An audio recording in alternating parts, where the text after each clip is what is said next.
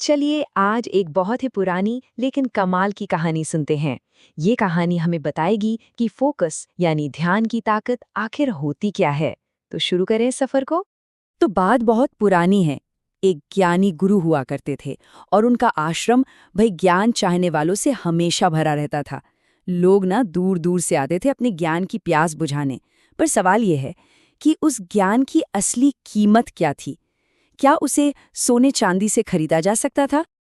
अब होता क्या है, एक दिन एक बहुत अमीर आदमी गुरु के पास पहुंचता है, हाथ में सोने से भरी थैली, और उसे लगता था कि जैसे दुनिया की हर महंगी चीज खरीदी जा सकती है, वैसे ही वो सबसे बड़ा ज्ञान भी खरीद लेगा। गुरुजी, ये देखकर बस हल्का सा मुस्कुराए। उन्होंने सोने की थैली तो ली नहीं, उल्टा उसे एक जलता हुआ दिया पकड़ा दिया और साथ में रखी एक छोटी सी शर्त। बोले, इस दिए को लेकर पूरे गांव का एक चक्कर लगा कर आओ, लेकिन एक बात का ख्याल रखना, इसकी लौ बुझनी नहीं चाहिए। तो भाई वो आदमी दिया लेकर निकल पड़ा। अब रास्ते में क्या नहीं था, दोस्त बुला रहे थे, बाजार की चमक दमक अपनी तरफ खींच रही थी, पर उसका ध्यान, उसका पूरा का पूरा फोकस सिर्फ एक ही चीज पर था कि कैसे भी करके इस दिए की कांपती हुई लौ को बचाना है। और जब वो वापस लौटा ना, तो गुरुजी ने दिए की तरफ देखा तक नहीं। उन्होंने बस एक सीधा सा सवाल किया, अच्छा ये बताओ, रास्ते में किसी को देखा?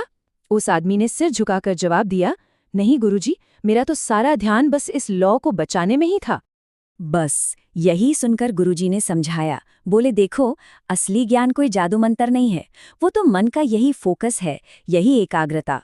जैसे तुम्हारा पूरा ध्यान सिर्फ दिए पर था, अगर वैसे ही तुम अपने लक्ष्य, अपने गोल पर ध्यान लगाओगे ना, तो यकीन मानो, दुनिया की कोई भी चीज तुम्हें भटका नहीं सकती।